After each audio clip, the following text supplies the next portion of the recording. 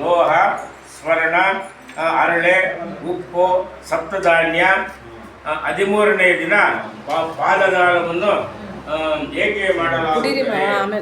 ವರ್ಷ ಪರ್ಯಂತ 16 ಶ್ರಾದ್ದಗಳನ್ನು ಏಕೆ ಮಾಡಲಾಗುತ್ತದೆ? ಹಾಗೂ 360 ಸ್ನಾನೋದಕ ಕುಂಭಗಳನ್ನು ಏಕೆ ಕೊಡಲಾಗುತ್ತದೆ? ಪ್ರೇತ ತೃಪ್ತಿಗಾಗಿ ಪ್ರತಿನಿತ್ಯ ಅನ್ನ ತುಂಬಿದ ಕುಂಭವನ್ನು ಏಕೆ ದಾನ ಮಾಡಬೇಕು? ಹೇ ಜಗತ್ಪತೆ, ಮನುಷ್ಯ ಅನಿತ್ಯವಾಗಿದ್ದು ಸಮಯ ಬಂದಾಗಲೇ ಅವನು ಮರಣ ಹೊಂದುತ್ತಾನೆ. ಆದರೆ ಜೀವ ಹೊರಹೋಗುವ ಚಿತ್ತವು ಯಾವುದು ಎಂಬುದು ನನಗೆ ಗೊತ್ತಿಲ್ಲ. ಜೀವಿಯ ಶರೀರದಲ್ಲಿ ಸ್ಥಿತಿ ಯಾವ ಛಿದ್ರದಿಂದ ಪೃಥ್ವಿ, ಜಲ, ಮನಸ್ಸು, ತೇಜಸ್ಸು, ವಾಯು ಹಾಗೂ ಆಕಾಶವರೆಗೆ ಹೋಗುತ್ತವೆ. ಈ ಶರೀರದಲ್ಲಿ ಸ್ಥಿತಿ ಯಾವ 5 ಕರ್ಮೇಂದ್ರಿಯಗಳು, ಪಂಚೇಂದ್ರಿಯಗಳು ಹಾಗೂ ಪರಿಚಯ ಪಂಚವಾಯುಗಳಿವೆಯೋ ಅವು ಎಲ್ಲಿಂದ ಹೊರಗೆ ಹೋಗುತ್ತವೋ? ಲೋಭ, ಮೋಹ, ತೃಷೆ, ಕಾಮ ಹಾಗೂ ಅಹಂಕಾರ ರೂಪಿ ಯಾವ ಪಂಚ ಚೋರರು ಶರೀರದಲ್ಲಿ ಅಡಗಿರುವರೋ ಅವರೆಲ್ಲಿಂದ ಹೊರಗೆ ಹೋಗುತ್ತಾರೆ? ಹೇ ಜನಾರ್ದನ, ಜೀವನು ತನ್ನ ಜೀವನ ಕಾಲದಲ್ಲಿ ಪುಣ್ಯ ಅಥವಾ ಪಾಪಕರ್ಮ ಯಾವುದೇ ಪ್ರಕಾರ ದಾನ ಮಾಡಿದ್ದರೂ ಅವರ ಶರೀರ ನಷ್ಟವಾದ ನಂತರ ಅವೆಲ್ಲವೂ ಅವರೊಡನೆ ಹೇಗೆ ಹೋಗುತ್ತವೆ? ವರ್ಷ ಸಮಾಪ್ತಿಯಾದರೂ ಮರಣ ಹೊಂದಿದ ವ್ಯಕ್ತಿಗಾಗಿ ಸಪಿಂಡೀಕರಣ ಏಕಾಗುತ್ತದೆ. ಆ ಪ್ರತ್ಯೇಕದಲ್ಲಿ ಪ್ರೇತ ಪಿಂಡದ ಮಿಲನ ಯಾವುದರೊಡನೆ ಯಾವ ವಿಧಾನದಿಂದ ಮಾಡಬೇಕು? ನೀನು ಇವೆಲ್ಲವನ್ನು ತಿಳಿಸುವ ಕೃಪೆ ಮಾಡು. ಏ ಮಾಧವ, ಮೂರ್ಛೆಯಿಂದ ಅಥವಾ ಪತನದಿಂದ ಯಾರ ಮೃತ್ಯವಾಗುತ್ತದೋ ಅವರಿಗಾಗಿ ಏನು ಮಾಡಬೇಕು? ಪಾಪಿ ಮನುಷ್ಯನ ದಹನ ಸಂಸ್ಕಾರ ಮಾಡಿದಾಗ ಅಥವಾ ಮಾಡದಿದ್ದಾಗ ಹಾಗೂ ಭೂಮಿಯ ಮೇಲೆ ಅನ್ಯ ಪ್ರಾಣಿಗಳು ಮರಣ ಹೊಂದಿದಾಗ ಅಂತ್ಯದಲ್ಲಿ ಏನು ಮಾಡಬೇಕು?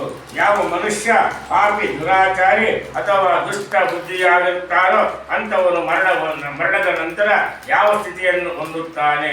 ಯಾವ ಪುರುಷ ಆತ್ಮಘಾತಿ, ಬ್ರಾಹ್ಮಣನ ಹಂತಕ, ಕರುಣಾದಿಗಳನ್ನು ಶೌರ್ಯ ಮಾಡುವ ಮಿತ್ರರೊಡನೆ ವಿಶ್ವಾಸಘಾತ ಮಾಡುವವರಾಗಿರುತ್ತಾನೋ ಅಂತ ಮಹಾಪಾತಕೀಯ ಗತಿ ಏನಾಗುತ್ತದೆ?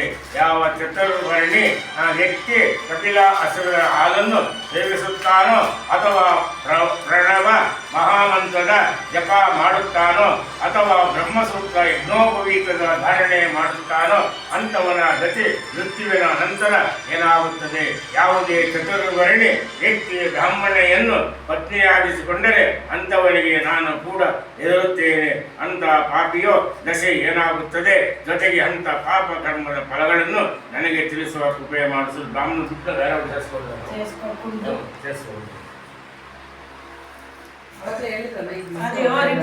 ರಿಪೀಟ್ ಆಗಿದೆ.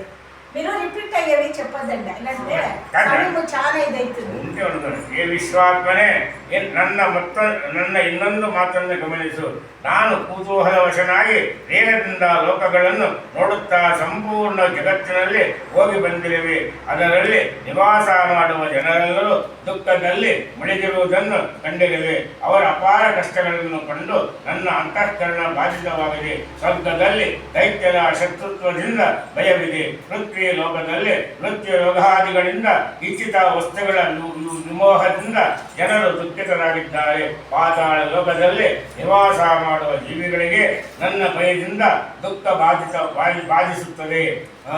ಏ ಜಗನ್ನಾಥ, ನಿನ್ನ ಈ ವೈಷ್ಣವ ಪದ ಹೊರತಾಗಿ ಅನ್ಯಡೆ ಯಾವ ಲೋಕದಲ್ಲಿಯೋ ಇಂಥ ನಿರ್ಭಯತೆ ಗೋಚರವಾಗುವುದಿಲ್ಲ.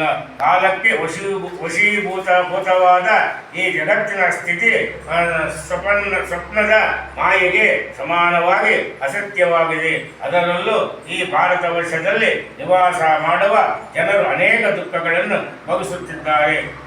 ಆ ದೇಶದ ಮನುಷ್ಯ ರಾಗ, ದ್ವೇಷ ಹಾಗೂ ಮೋಹಾದಿಗಳಲ್ಲಿ ಅಖಂಡ ಮುಳುಗಿರುವುದನ್ನು ನಾನು ನೋಡಿರುವೆ. ಈ ದೇಶದಲ್ಲಿ ಕೆಲವರು